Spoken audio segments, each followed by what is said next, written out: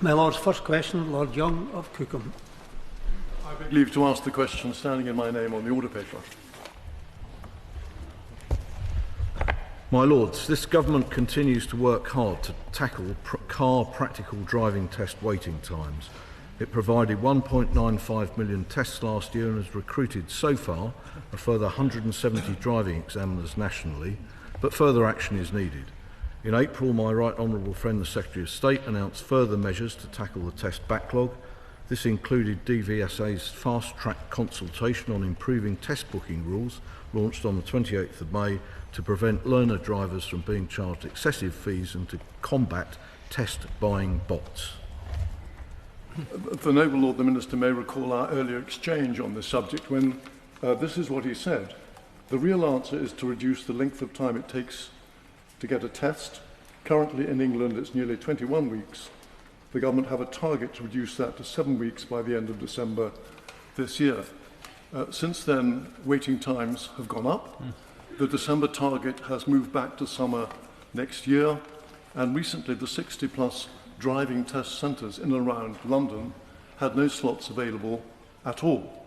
Now, into this chaos, we now have the ticket touts using bots to hoover up the available slots at £62 a time, then reselling them to desperate learner drivers for £200 or more.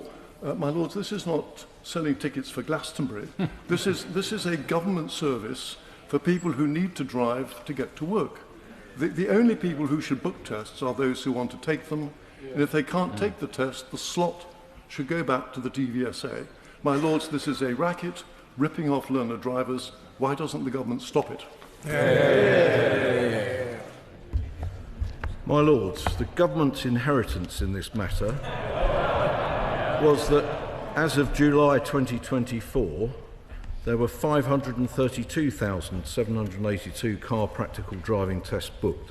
That number has, of course, gone up, as the Noble Lord remarks, but the series of actions taken by this government is far greater than any set of actions. In fact, I can't find any actions taken by the previous government, other than two disputes with the driving examiners themselves, which pushed down the numbers of tests. This government's done several things, and the consultation that I referred to previously, launched a few days ago, is about putting a stop to the exploitation of learner drivers. The previous government could have done more, but this one is doing it now.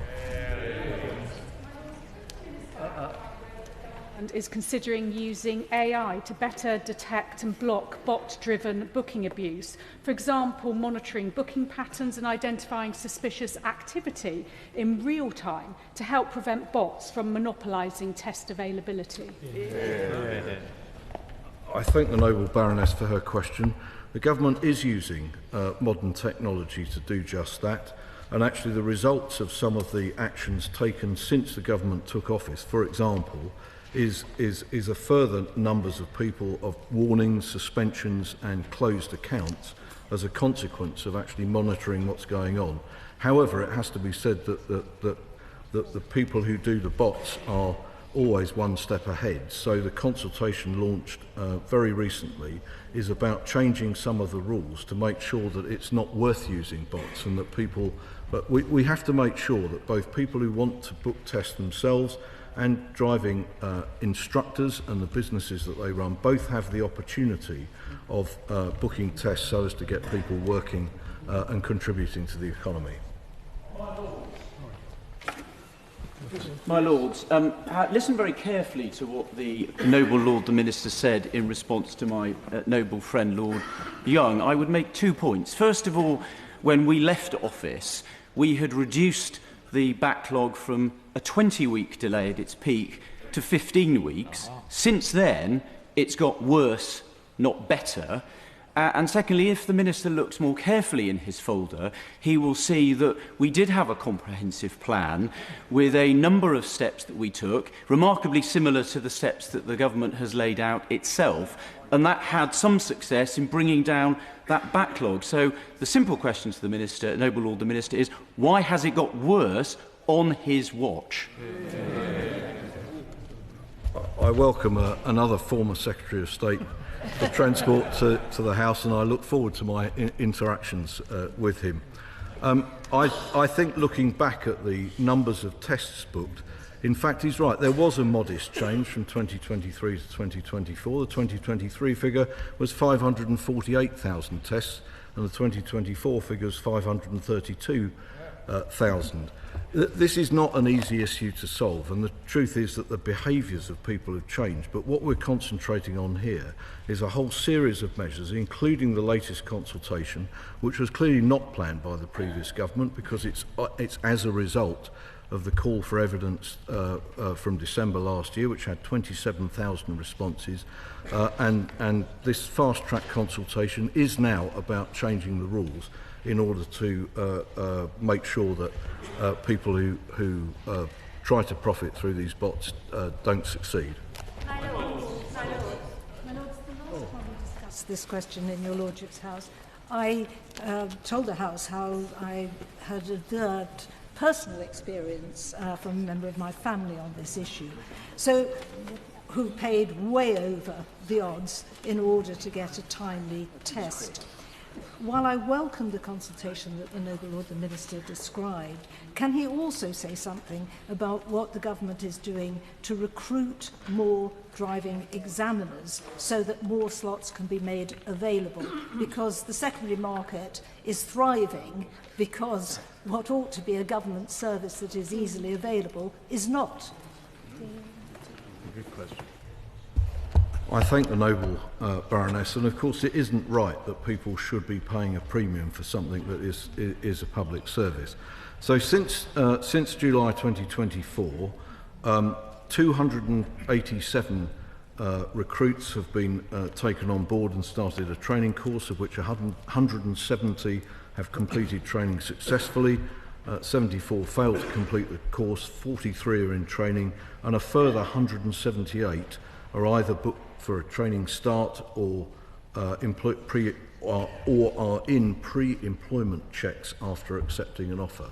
I think the government is working really hard to increase the number of tests, but as I said before, the behaviour of people is changing. So people are booking it because they know that currently it's quite difficult. They're booking the test almost when they start, when they get a provisional licence. So we have to both increase the number of tests available through having more driving examiners, and indeed there's more work yet in actually increasing the number of people who can train and test prospective driving examiners.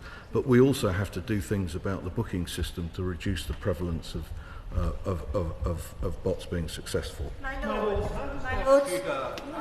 figure for driving instructors compared with the 450 that in January he stood at that dispatch box and pledged to recruit with a view to eliminating the problem by December.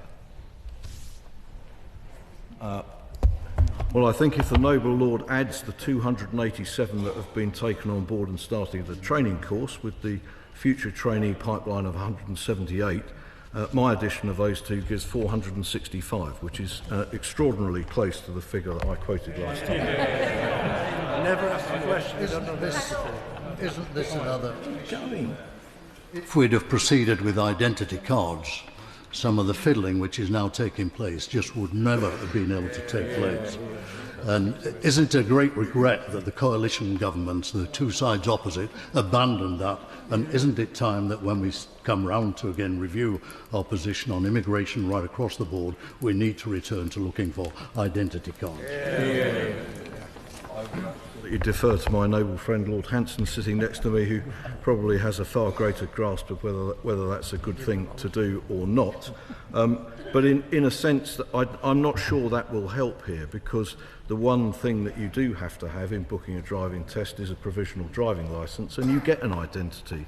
The difficulty is not that the original bookers have an identity. The difficulty is the test being swapped around, and in some cases several times, up to 10 times, and not being able to be utilised in the end by people who need them.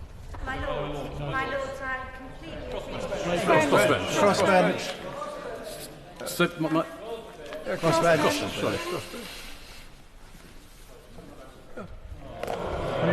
My Lords, My Lords, I completely appreciate that my noble friend the Minister is trying to clear up the mess that he was left with.